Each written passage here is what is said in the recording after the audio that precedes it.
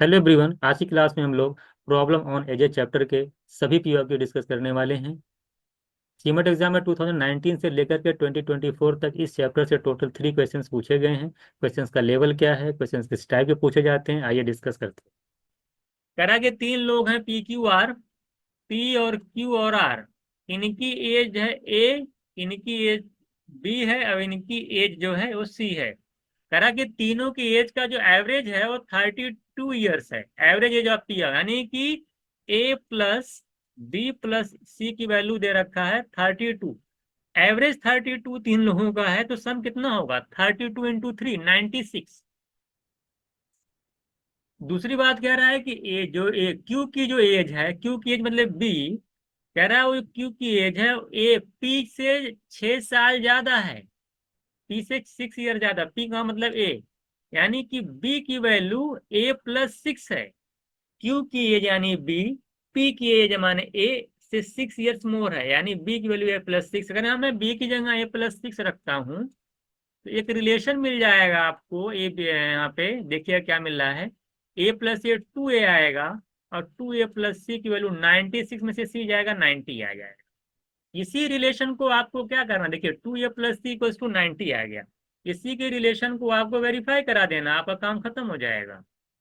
इसी को वेरीफाई करा दीजिए। अब चलिए, कह रहा है सी की एज क्या हो सकती है, और ये कंडीशन दे रखा, बहुत ध्यान, इसी कंडीशन को देख करके ही आपका आंसर आएगा। इसी कंडीशन को देख करके ही आपका आंसर आएगा। जैसे अब मैं कह रहा है कि सी की मिनिमम एज क्या हो सकती है। अगर मैं सी की मिनिमम एज 32 लेता हूँ, मान लेता हूँ मैं सी को 32 ले लेता हूँ ऑप्शन से। चलिए अब तो जरा बताइए ये कितना आएगा। आप देख रहे हैं कि 2A, यहाँ पे 32 के 90 में से 32 चला जाएगा। अरे भाई ये 90 हो जाएगा, 90 में से 32 जाएगा, 58 आएगा। 2A की वैल्यू 58, ए की वैल्यू 29, ए आ गया 29। अगर ए 29 होगा, अब चलते हैं, देखिए A 29, बी कह रहा है ए से 6 साल ज्यादा है यानी 35, और कह रहा है कि सी आपने माना है 32। तो क्या ये रिलेशन वेरीफाई हो रहा? नहीं हो रहा। कह रहा है ए की वैल्यू, ए की जो एज है बी से या तो कम हो या तो बराबर हो। यहाँ पे देख रहे हैं कि ए की एज बी से कम है, ये तो वेरीफाई हो रहा है।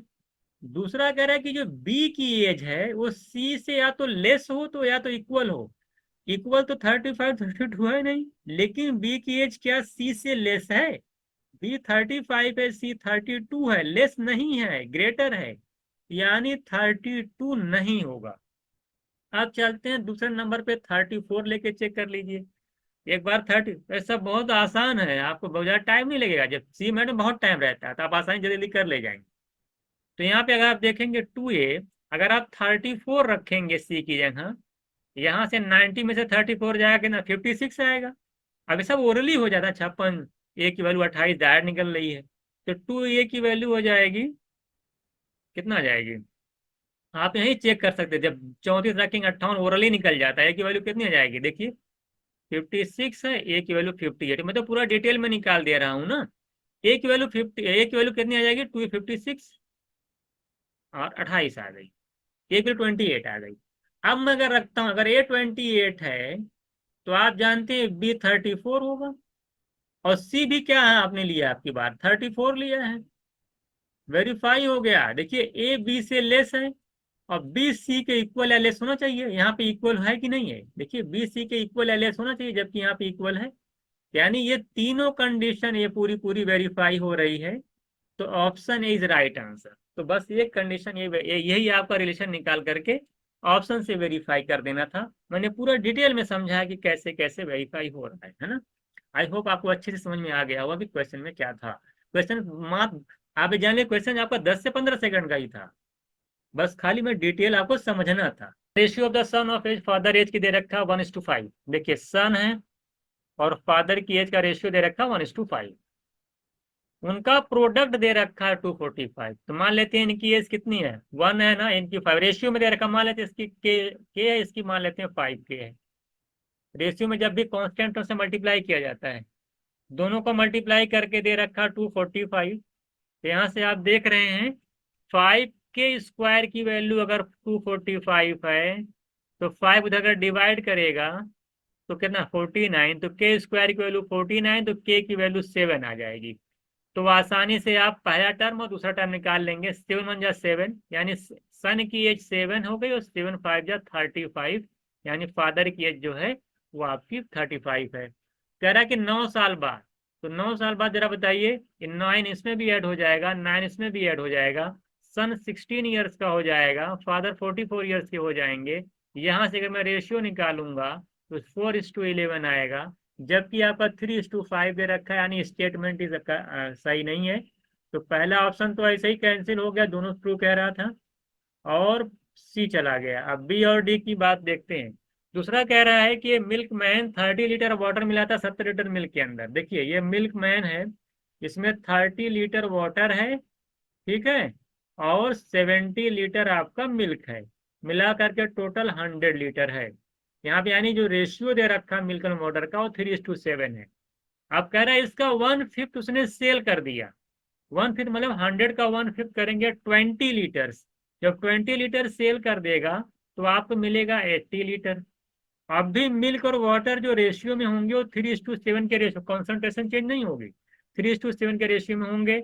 यानी 10 यूनिट की वैल्यू 80 है, एक की 8 आएगी, तो 3 की कितनी आ जाएगी 24, और इसकी 8×7 = 56। ये आप निकाल लेंगे आसानी से ना भाई। 80 लीटर टोटल है, 7:3 के रेशियो में है, तो 10 यूनिट की वैल्यू 80 है, ऐसे निकलेगा ना। 10 यूनिट की वैल्यू 80 है, एक की 8 आ गई, तो 3 की 8, 3 × 24, और 8×7 = 56। यानी मिल्क जो है 56 हो गया, और पानी जो है 24 है। अब इसमें क्या कह रहा है कि हमने वाटर मिला दिया जितना आपने सेल किया था, तो 20 लीटर मिक्सचर आपने बेचा था, अब उसी में कह रहा है कि 20 लीटर वाटर में ऐड कर दिया।